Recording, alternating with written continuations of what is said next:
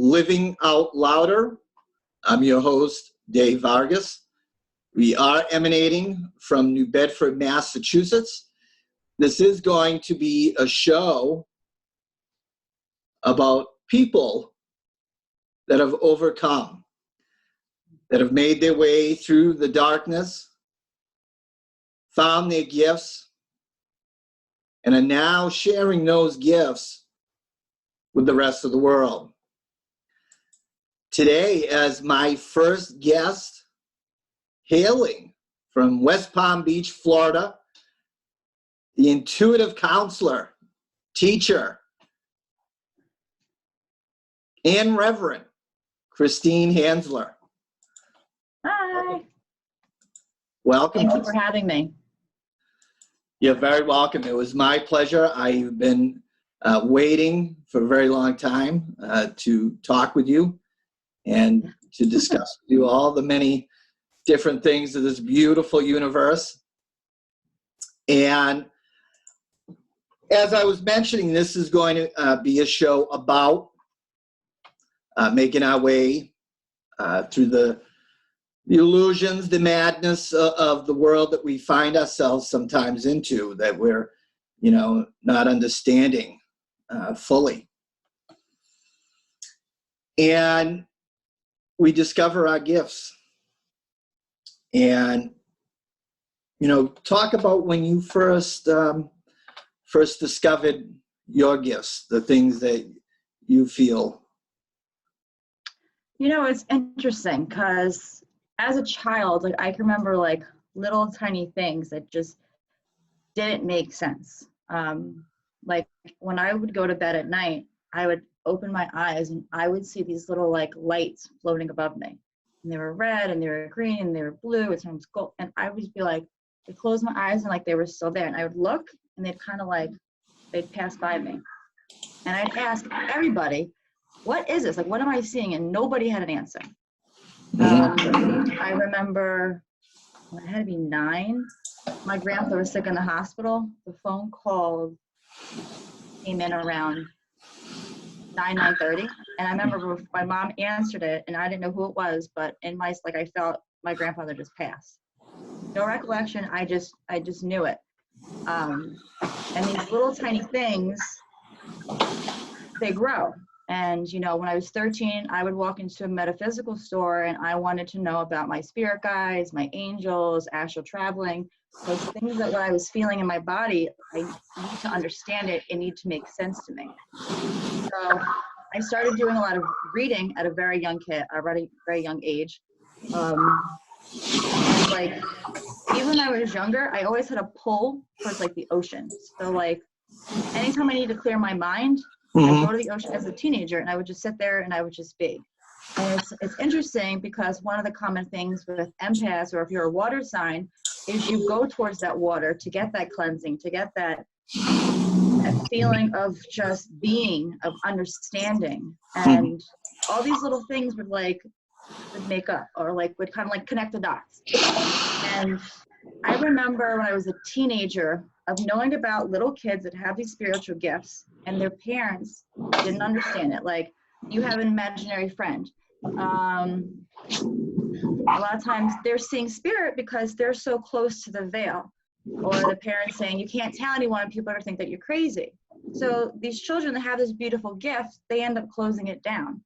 And I remember when I was 16, 17, I'm why are they doing this? That's a gift from God. They're supposed to honor it and understand it.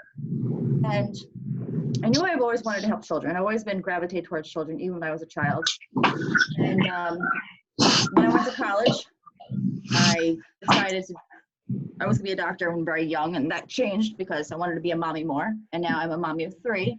So being a mommy and a doctor, my mind just didn't add up. So my first year in college, I became EMT. So I love the healing component. Yes. But I'm way too emotional for that. It was not good. We're in the back of a call, and a call came in for a child unconscious and responsive. And I'm sitting there, dear God, please make sure this kid's okay. Dear God, please call me off this call. And then I kind of went through this phase of not knowing, not wanting. I was in a turning point. And I took a regular common test, and all paths led to psychology. Mm. And I'm like, that's kind of cool. Like, you could just like learn people, how they think, how they act. And so I started to go on that path. Yes. And, you know, I got my schooling through there. Eventually, when I got after my bachelor's, I got my degree in mental health. Is to kind of go deeper into the mind, deeper into the psyche, to truly understand people.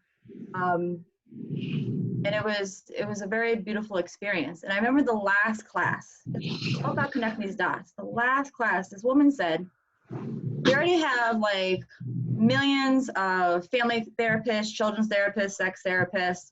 You have to kind of find your niche." Mm-hmm. I'm like, huh. And so, yeah, I'm just like, well, what am I going to do? I wanted to be a child therapist. I wanted to be I wanted to be everything when I was in those classes. Yes. But it kind of put me on this path where like people would be like, something would happen to them, but it not necessarily happen to them in this lifetime. And like, I'm just like, maybe that happened like in a past life. And then I was moving to New York, and right before I moved to New York, I saw this word Reiki. And I'm like, I need to find more information about that. Like, it kind of is one of those things, those feelings where you see, and then I saw it again. Well, and so one thing. And just in case, you know, whoever's watching tonight, explain just what that is, or the basis. Yes. How I describe Reiki is it's energy healing. It's me just being a vessel so source energy can come through me onto them for their healing. And it could be mental, physical, emotional, spiritual. It doesn't necessarily like you go to see a doctor, he's usually healing the physical body. It's healing all components at once. But it's honestly, it's that person's faith. Like, they're their own healer. It's what they believe in, how much they are. Do they want to be healed? Are they worthy enough to be healed? Do they want to let go of their sickness? Because sometimes people attach to that. So It's the expectation. Yeah. Whatever they're leaning towards, if they feel that they will be healed from seeing you or whoever, they will be healed. But if they're coming into that, I'm doomed and nothing's going to happen, it's just going to be a reflection of that. Yeah. Yeah. Oh. So you saw that. I saw that. I moved to New York. I started taking Reiki. And I was really, that made sense to me, because we're not just a body, we're a mind, we're a spirit. And like all those three components like have to be balanced and in check. Like if you're not attending to like something in your emotions, your body is going to start breaking down. Mm-hmm. You're going to start having physical problems. And then, anyways, I can go on and on and on, but after Reiki, my teacher was telling me about becoming an ordained minister, and I stopped to think, and I'm like, I think that'd actually be really good. So I don't know if anyone's thinking about becoming an ordained minister. It's, you know, it doesn't necessarily mean you're doing weddings and stuff like that, but there's so much knowledge that you get to learn about yourself, others, and you know, it was about a 1.5-year program, and it was amazing. And I didn't do anything with it for years because I became a mommy. There goes that mommy part that I was talking about. Yes. Yes. That's a beautiful, all-encompassing job alone. It is. And, you know, it's interesting because I have 3 children. I have an 8-year-old, my daughter, Shiana, my Luke is 4. Oh, sorry. My Logan is 4, and my Lukey is 6. And they all have different personalities, and they all have different energies. And I think that's one of the reasons why I pumped the brakes, because now instead of reading it, I was able to start experiencing it. I was able to have that, like, that connection of like, this is what a crystal energy feels like. This is what an indigo feels like. This is what an indigo boy feels like. And this is what an indigo girl feels like. And it's interesting because, you know, currently right now I am teaching, and to be able to connect to these beautiful souls and just how they think, how they process, and they go through so much. And a lot of times we don't even know their story. Yes. So I did this little activity in my class the other day about, like, I saw it on Facebook, funny enough, about we all have different problems at home. Like, we don't know what people are bringing to the classroom. I said, so you know, if you want to write something that's going on that you want to share. And then I said, if you want to like me get you in touch with counselor, just let me know, whatever. And so like one person said that my mom cries all the time.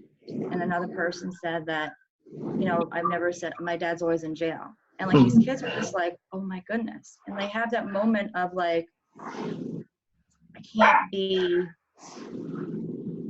so like reactive to people. Like sometimes you got to take a step back and just be like, this person's going through things. When you're 9, you don't necessarily think of that. Sometimes you don't even think about that as an adult.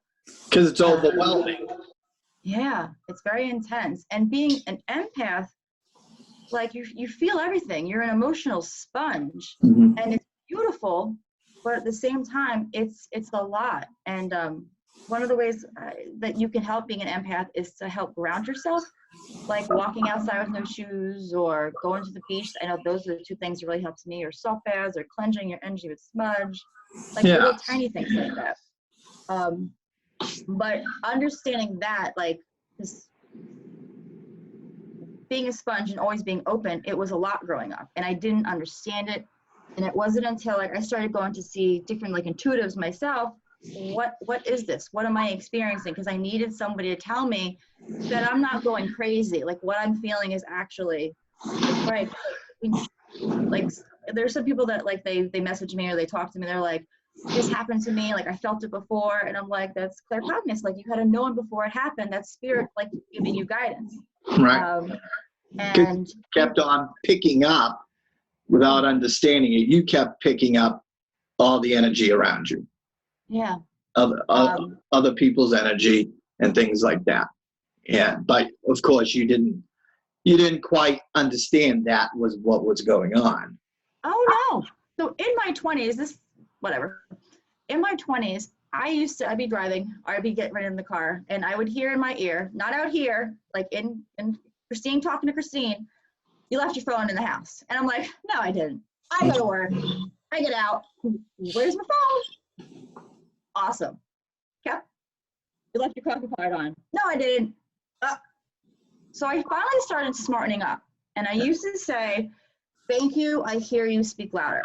Thank you, I hear you, speak louder. And I said this when I was 27 years old until I was about 32. And there was a shift because it would always happen right here. And it was the same energy. So I just thought it was, you know, Christine talking to Christine. One day I was driving. Things happened to me when I'm in the car. Like, don't even get me started. But I was driving and I was talking to someone and the energy shifted.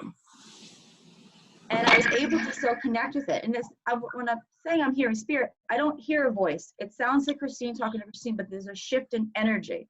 And it's very subtle. Like when people think they hear spirit, some people do, but most people hear it inside of their ears, like in their head, I mean. But the shift, and she gave me a message, like she confirmed, like, I like roses, I like red roses. And she gave me a message. And when I told that person, like, he's like, how do you know that? I'm just like, I don't even know.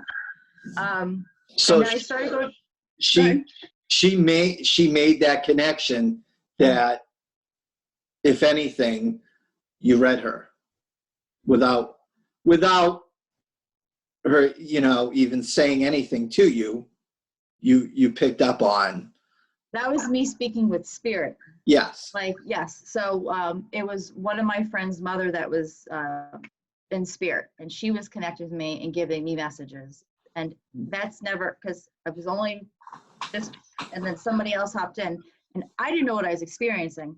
And then I decided to go to a church, the church I'm at now, United Metaphysical Church of the Palm Beaches. And our pastor there, he's a medium. And I wrote on a card like my questions, and he held in his hand, and he just started going. He's like, you're asking about your gifts. And I'm like, yep. And he's like, he's writing everything on a little pyramid. He's like, you have this, this, this, and this. And he's like, you're doing all this for children. I'm like, that sounds about right. And I go, and I was telling him, I go, I heard this. And he's like, that's you hearing spirit. I go, what? He's like, that's you hearing spirit. And I didn't realize for all these years where I thought it was Christine talking to Christine, that was my gatekeeper. That was actually, her name's Elizabeth, that was actually talking to me. And so you build these connections with your guides. I call them the spiritual posse, your gangsters of love, and they help you. And whether you know about them or not, they're there for guidance. They're there to help. And it makes it so much easier. Like, you can call them out, you can have a committee meeting with them. But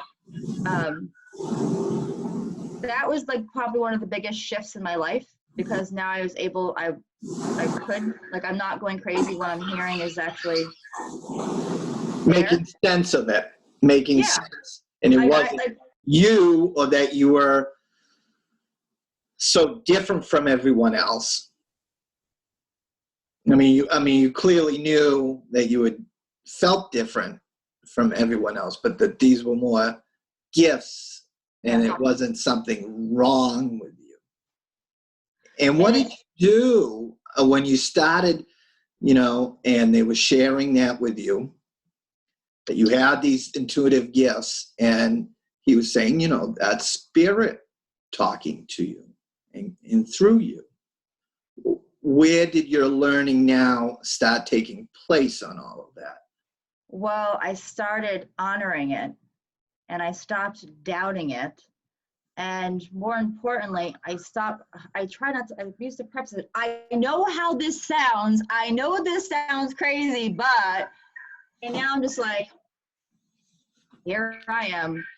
Because we are a human body, but we're spiritual beings. Like, all of us have different gifts, whether we choose to accept them or not, but they're there. It's like a muscle. You gotta like work it out. Some people are coming out the gate, they're like the Rock. And some people, they just gotta develop over time. But regardless, they are gifts. I totally agree with that, and believe that with every fiber of my being. We are infinite beings with infinite potential, and we do have natural abilities, natural gifts, as you said, that is more, we have the same gifts, but it's much more natural to others that are unique to us. Yes. A lot of the times people have gifts, and what I've been noticing is they don't realize it's a gift because it's always been with them. They just thought everybody has it. Right. Or they have a gift and they don't talk about it. They'll be like, I don't tell people this, but blah, blah, blah, blah, blah. Because they're so, I don't know the word to call it. When people are different, or when anything's different, when it's not of the norm, and like they feel like they'll be like outcast or made fun of, but that's how everything starts. If you don't understand something, a lot of times people fear it and they don't want to know about it. And then eventually people that'll call you crazy, like. Well, no one wants to feel ostracized if they stand out from the group. Because if anything, anyone normally wants to just fit in. Yeah. And belong to people. And when they, don't understand that they're hearing and feeling and picking up these things, as many people that go through this entire this physical trip that we're on right now, without even ever realizing and discovering and sharing that with others, understanding it. And that's a lot of the things of why I want to have this show, is bringing that to light to a lot of people, that they're not alone, and that these gifts that we all uniquely and innately have are wonderful and amazing, and can be used to help everyone else. Yeah, that's wonderful. And so that was how I actually first discovered you. Was when you were giving a sermon, if you will, was at the metaphysical church. And that was just brilliant. I love things like that, where it's a non-denominational church, where it's more of an agape love, universal spirit. It's more like spirit, not like spiritualist, but just spiritual. Like, we don't really claim any particular religion, so it's amazing. They different classes there so you can understand yourself better. That's how I learned astrology. That's one thing. If usually people know about their sun sign, but if you actually understand like your whole dynamic of your chart, it's kind of like a birth map of, you know, things that you have the opportunity to experience, or in some people you will experience. But anyways. Yes, no, that is extremely knowledgeable, because for people not to really get the gist of that is because if everything is energy and everything is shifting in an alignment, it's going to affect us energetically. And it is for us to better understand that, we'll know, you know, why we're feeling the way that we are. We can actually use it to our advantage. And it's an excellent thing. There's always something to learn. That's an aspect of things that I myself have to study on. They'll you know, which one your sun and your moon is, and I was like, I don't know. What's your big three? I have no idea. I don't. I got you. I can help you. Got you with that, Dave.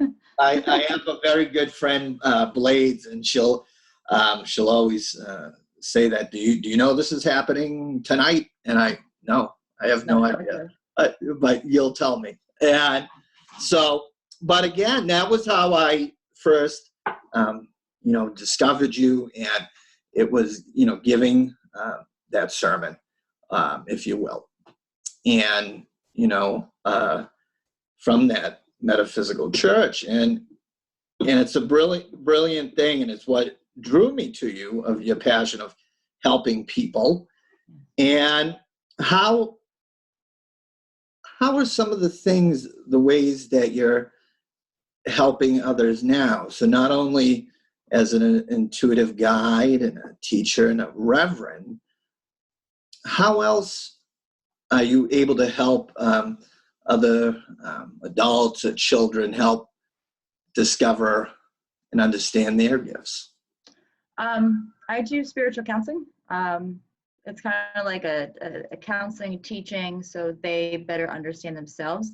So like at church, we do Sunday school, and we do a lot of that where kids are able to understand their gifts. I do a lot of networking and connecting with people actually on social media. I think that's one of the reasons why I love social media so much, because it's a huge way to get like little things out, and if people have questions, they can ask directly, and I'm always I'm here to help and to guide, because when people are going through different things in their lives, they have questions. A lot of times when like big shifts are happening in their lives, if they're changing years, the birthday, like numerology, like you can sort of see your energy shift, like we did before with you. What else am I doing? I am currently writing a book. This book has been like in formation since I was like 17 years old. That was the seed that was planted. Yes. And then I started like getting these little like ideas, and I'd write them here, and I'd write them there, and I'd write them here. And then last year I actually took all my ideas, put them in books. It's like old school. I'm like in comic books over here. Yes. And it's basically about a little girl who has all these spiritual gifts, and she doesn't understand it. And her mom is very closed off, and she doesn't want to hear it. Because a lot of times these children, they have these gifts because these children coming in are super spiritual. Like they're just bolts of light and bolts of love, and they don't understand what they feel. They don't understand what they know. They just know that they know, but they don't know how they know, and it freaks them out. And if they don't have like a family member close to them, because it's in the family, whether it's your mother, your father, your aunt, your uncle, your grandmother, whoever, somebody in your family has this ability. But sometimes that knowledge isn't passed to that child. So it's more like a realistic fiction. So there's a lot of like my personal stories like webbed throughout the book, because what I've realized being a teacher is like kids don't really usually read nonfiction. They love reading fiction. And so I created a book where it's a fiction story. There's stories, but there's teaching webbed throughout the book. So I kind of took my 3 personal favorite books and movies, and I combined it in as one. So kids and adults can learn about spirituality in a very easy format. So like there's different chapters like about crystals and spirit guides and ascended masters and about like cleansing yourself, about meditation. And the next book is, it's going to be a trilogy. It's going to be all about healing. So it's ways to like teach, because we are our own healers. It's a way to teach kids and young adults or adults, whoever's going to read it, about that. But in a very, it's a fifth grader can pick up this book and enjoy and read it and understand. Yes, it almost sounds like you have a series on your hands. Yeah, the third book's going to be about astrology, so that'll be for a couple years though. I like that. That sounds very good. That's because it's different mediums, and as you said, we have to meet people where they are. Yeah. You know, yeah. And that's just a brilliant thing to do. I can't wait till it's out. And I'm so excited. Yes, and that's brilliant.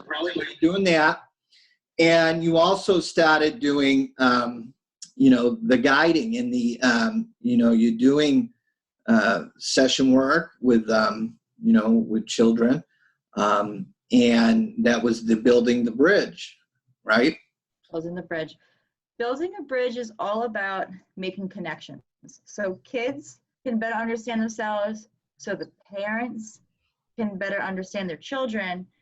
And me being a teacher, it's for teachers to understand these children, because I find it very disconcerting where there's some teachers that are in a school and they somehow lost their passion for kids.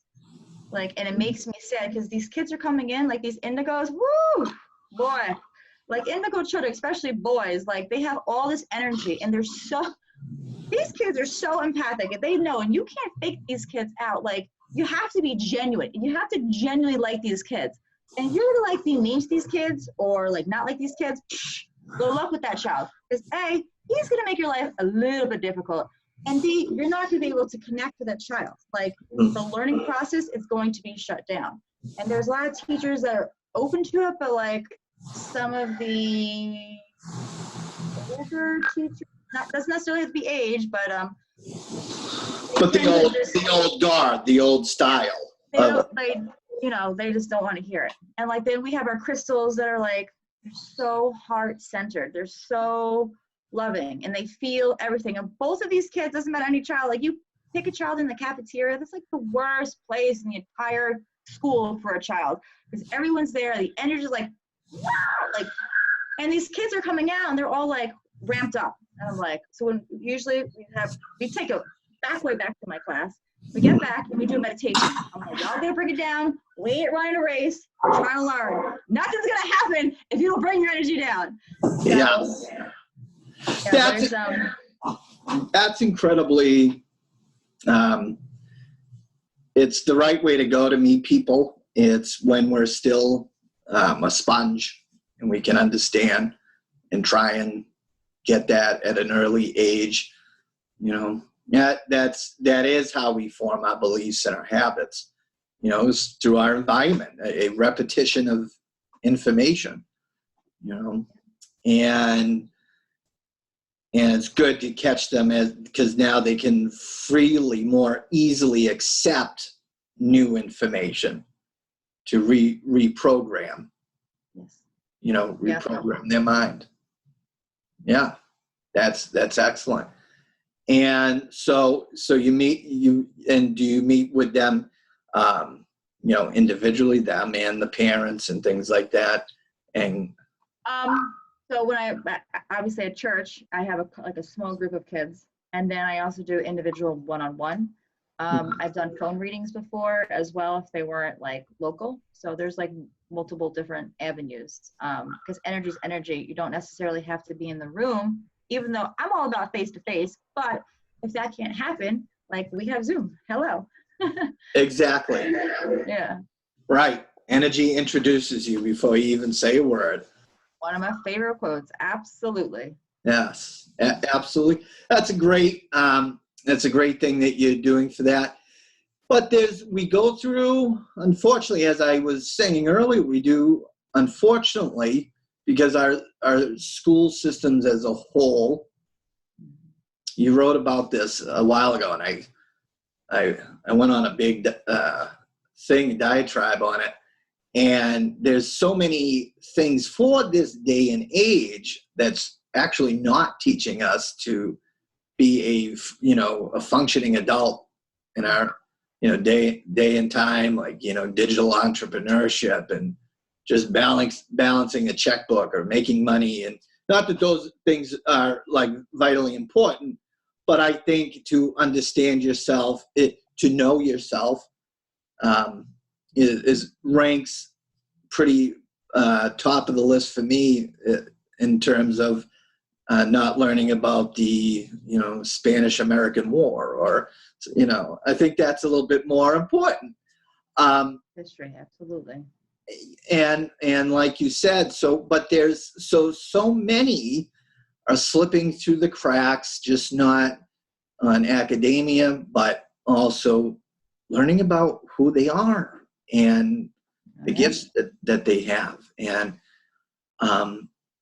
running from it, picking up diversionary things to distract them from the overwhelming energy that penetrates them, coming at them at all. Do you also, work with adults or young adults? Yeah, absolutely. Right. The one thing I've noticed, like via Facebook, is because my thing has always been about the babies, about the children. But as I start to when adults reach out to me, I've realized that they have these abilities and they have these feelings. They don't understand it. Right. So that's why I just said, I'm like, I love my babies. Like, they're always going to be there, but also it's to help anyone that is trying to understand who they are, because everyone has a spiritual gift. It's there. You just have, you might have to work harder at it if you want to, like, for instance, like, hear spirit. But like, usually most people, if not everybody, are empaths. You are natural feelers of this world. You can sense things, you feel things before you know it. I call it, like, trust that gut, don't lie. But it would be like, if I would have like an ultimate goal, it would be that people would be able to express themselves freely and openly and not be embarrassed or ashamed or thinking somebody's judging them. And instead of something like, what, you hear spirit, like they're crazy, it would be more like, you hear spirit, oh, what spirit have to say? Like, more of an open policy, more of an acceptance. It's kind of like the new norm, because it's a new norm. It's a movement. It's going to happen because it's who we are. And as this earth is rising, people are now, they're starting to feel it more and more. Like, some of them have actually been pushing away for years. Only so long you can push, darling. That's what I'm gonna say. But just to be accepted, to be excited. Like, I love talking to anybody about, like, spirits, guides, whatever, like, anything metaphysical, like, lights me up like a Christmas tree. Mm-hmm. So, but I know a lot of people, like, they keep it to themselves, like, they don't tell people. Right. They don't understand. And what would you say if someone's watching tonight, or when they're watching the replay, is what would be some of the signs that they're spiritually gifted, that they're feeling right now, that would be like, so, that's what I'm going through? A lot of times when spirit tries to connect with you, they go through your dreams, because your conscious is not trying to stop it. You're in your subconscious land, and they're able to easily give you messages. And one thing that I suggest is you have a dream journal next to your bed, and so when you wake up, you write it down or put it in your phone or do something with it. Because a lot of times when you wake up again, you lose it. So when you wake up, write it down, and then when you wake up again, you'll be able to actually have it and to actually process it. So they give you, like, different little, like, nudges. So there's dreams, there's visitations, and there's, like, a vision. So you can have just, like, a regular dream, or, like, kind of like bits and pieces, and it could be like just your brain's just on overtime. You can have visitation. So a visitation is when someone of your loved one actually departed, you vibrate higher, they vibrate lower, and you're like having a conversation. One thing that you'll notice is they don't actually talk. You're talking, but you're talking telepathically, because when you're in spirit, you don't have a body. You're just, when you think, it sends and it goes back and forth. And then a vision is, there's no thinking, there's no like this happened, like it's a right off the cut. And a lot of times what happens, eventually down the line, that will actually happen. Like a couple months ago, I had a dream I got pulled over by a cop. I got a ticket. I somehow forgot that, because what happened in May, I'm like, dang it, I should have paid attention. Sorry. Anyways, so that's one We way. have to be more not brushing things off, or signals or dreams, or brushing things off. Give me a sign. Thank you. There's no such thing as coincidences. Oh, no. Right. There's the gift of being an empath. Like, you feel, so you can walk into a room and you can sense the energy of like if someone was arguing or if somebody is sad. And then sometimes you have to like sit there and be like, am I sad? Am I mad? Like, what's going on? Because you're like a sponge for people's energy. And that's actually, it's your superpower. You're able to feel what they're feeling. And a lot of times you're able to help them better. You're able to understand them. And, you know, it's one of those double-edged swords, because when you're always open, like you get drained. So there has to be a balance where you learn to close off so you have your time, but also be open so when you're connecting with people, you can understand and help them. Empath is one of my favorite gifts. And like I said, most people actually have this, if not all, but it's whether they want to be open or they want to be closed. You know, one thing, I always tell this, so this is terrible, but I'm gonna say it again. Like, you can like close your energy. Do you ever feel your, Dave, something like pulling your energy, draining you almost? Yes. Okay. Yes. So you can obviously call upon your angels, call upon your guides, say, please put a, you know, bubble protection around me, you know, block my energy, or you just cross your arms and cross your legs. When you cross both parts of your body, your energy will not leave and no energy will come in. So that's how you kind of like shut down. So like for me personally, I don't always cross my legs because it's comfortable. But if you're ever see doing this, I'm blocking you. But no, it's a way to protect your energy, seriously. So people should know this, protecting, grounding, things, if they're feeling that overwhelm or the draining, like you said. Like for instance, the solar storms, like when they actually hit, I feel it a couple of days before, and I'll be like, what is going on? Because I'm like, I'm fine, mentally I'm in a good place, like emotionally I'm in a good place, but like my energy is like reared up. So like I go outside, take off your shoes, and just walk around the grass. And I do this every day when I'm outside with my kids. They're like, what are you doing? Can I take off my shoes? Let me know, baby, you can't take off your shoes. All right, home, go home, take your shoes off. But it helps me ground, helps me connect. Smudging, cleansing your energy. Like for instance, obviously I can't smudge at school, but you can go to like Whole Foods and get like the spray, cleanses your energy. You can take healing baths. So Epsom salt, baking powder, kosher salt, add some like lavender in there. And you sit there for 20 minutes, and when you are finished with the bath, like imagine all of like the stress like leaving your body, and then you stand up and you air dry, and then you go about your business. The big part about this, also make sure that you're eating healthy, because your body is a vessel and you want to make sure that you're putting in like the right ingredients, not saying like 100% of the time, because you got to put things in balance, but yes. When you kind of eat heavy food, it kind of makes you heavier, and like it slows everything down. Trying to think else. Meditation, and a lot of people don't like to meditate because they feel like, you know, they can't sit still for an hour and clear their mind.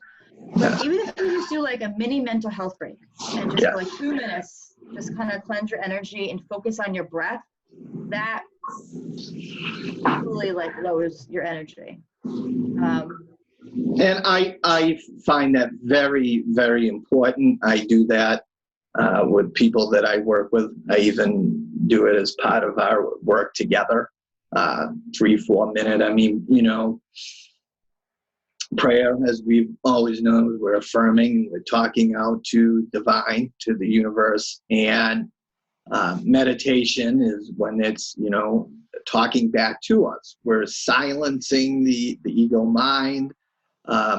We're silencing the mindless activity.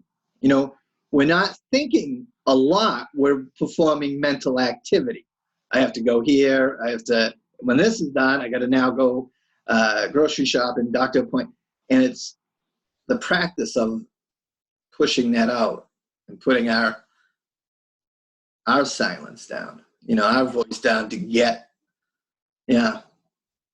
that's incredible to do that, and that you share those things with them. But you're right, it's hearing that silence. Yeah. And so we those are some things that people can do if they're recognizing that, the overwhelm, the energy being drained from them. And so, well, what can they do once they start understanding the other way?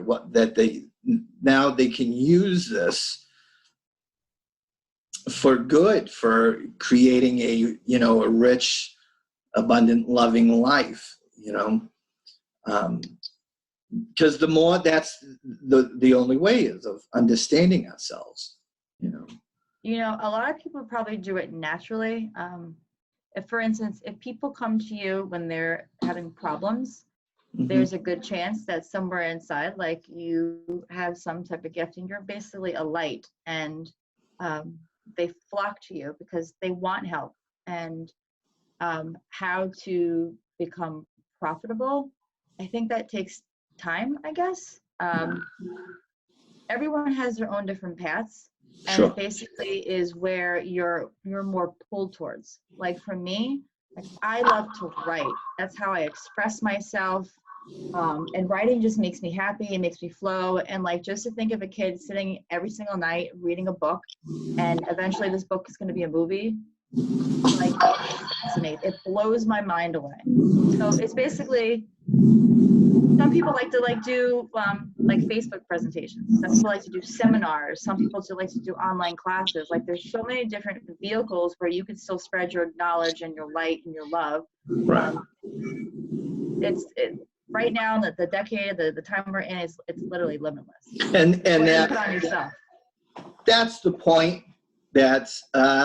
And that's the point, is when we do find our light, when we have healed ourselves, it's now sharing that light of the world with everyone else, and sharing that unity of love. And that's the richness and the abundance of life, is letting everyone else know that, they're not alone.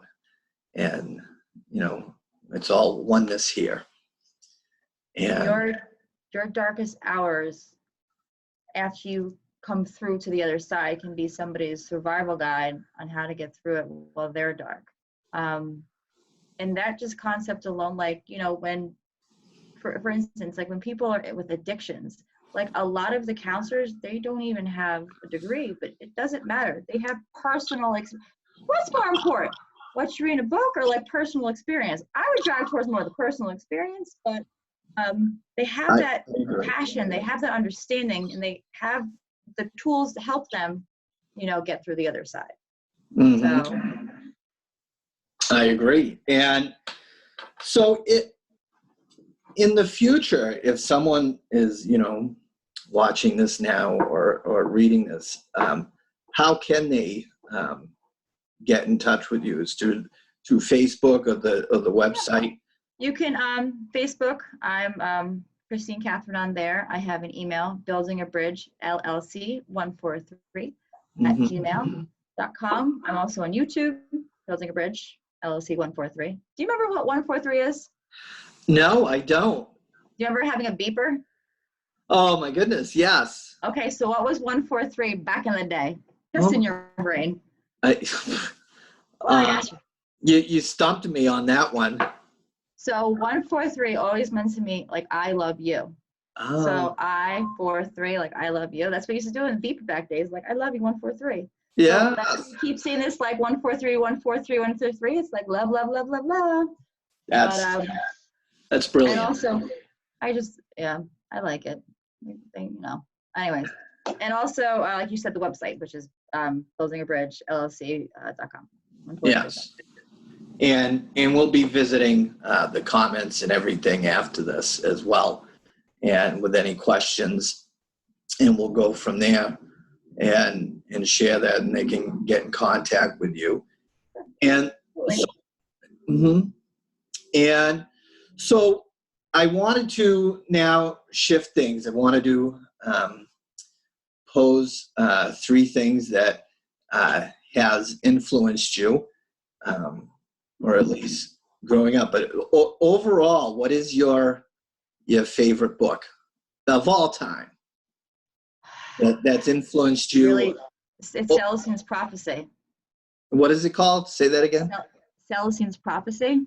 Mm-hmm. That was like when I was a kid, I didn't like to read, and that's terrible because I'm a teacher. But real, I don't like to read because I never found a book that I was interested in.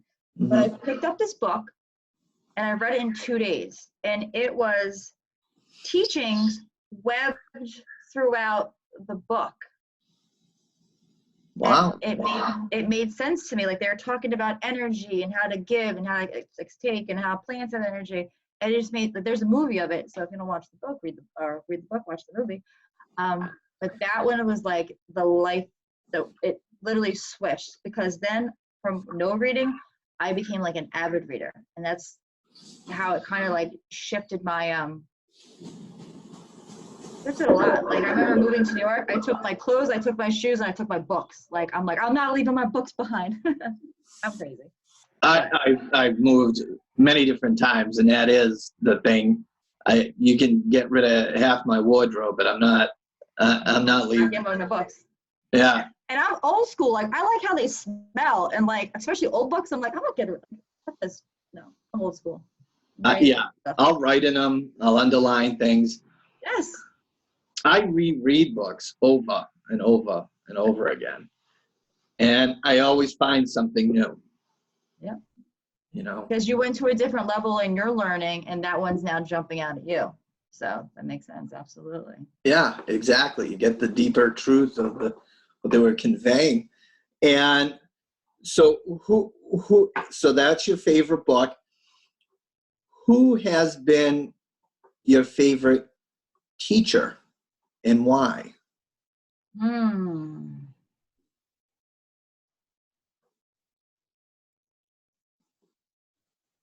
It was probably my Reverend Joseph. He was my minister teacher when I was going through ADL.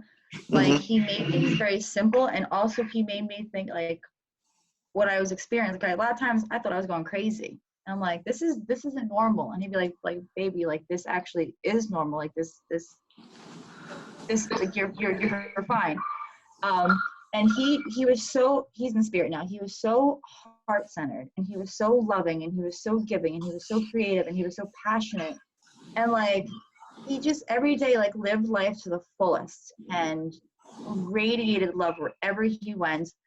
And that right there is so important, because we live in a world where people are sometimes a little closed off, but it didn't matter what type, like he was smiling, he was laughing, he was making people feel loved and warmed, and he definitely helped me on this path. And he, now he helps me on the other side. So it's nice when I go for readings and they'll be like, Reverend Joseph's here. What's up, Reverend Joseph? Like, sometimes people think like when people transition over, like it's done. And I'm just like, they actually see you more than like you actually think. They know, they have a different view. And Yes.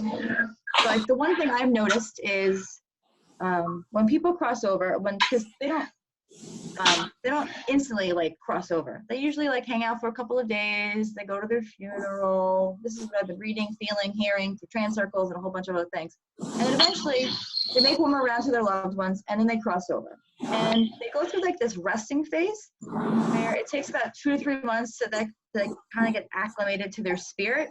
Mhm. And I always tell them, all right, when you're acclimated, come back and visit me. And so when they come back in a dream, that's when I know, like, all right, they're good. And so it's nice to like be able to have meetings with him and, you know, the astral plane.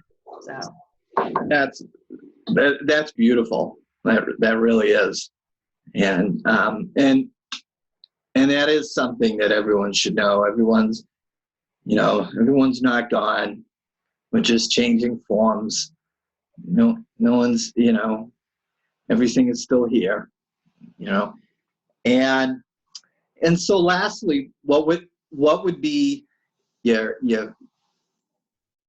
pick? Who is the favorite artist that you've had, favorite concert ever been to of all time?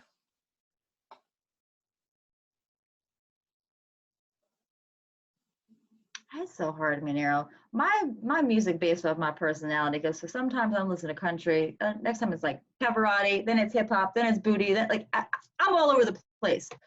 But my favorite concert was probably when I was in high school. I saw U2, and like I came this close touching Bono's leg, and I'm like, I'm losing my mind. So it'd probably be U2. U2 is very good. Yeah, I've never seen them live, but Bono is a stud, and Amazing. he really. I got pictures of his thigh somewhere. Him in his bubble pants. I can't even. I bet. Yeah, amazing. Just stand, and someone else, as you said, if everyone would just be open and speak their truth and show up, in vulnerability is power. Yes, that's another superpower. It absolutely is. Well, I do want to thank everyone that's watching us live from all around the world and tuning in, and we will be getting to all of your questions and all of that. I want to thank each and everyone here, and I want to thank you as well, Christine. And yes, it's beautiful to co-create with you here, and we'll stay a little after once we go off the air. But thank you, everyone, for joining me on our first show, and there's many more to come, and we'll be talking soon. So thanks again, and we'll link back in a little bit. Thank you. Thank you. Ciao.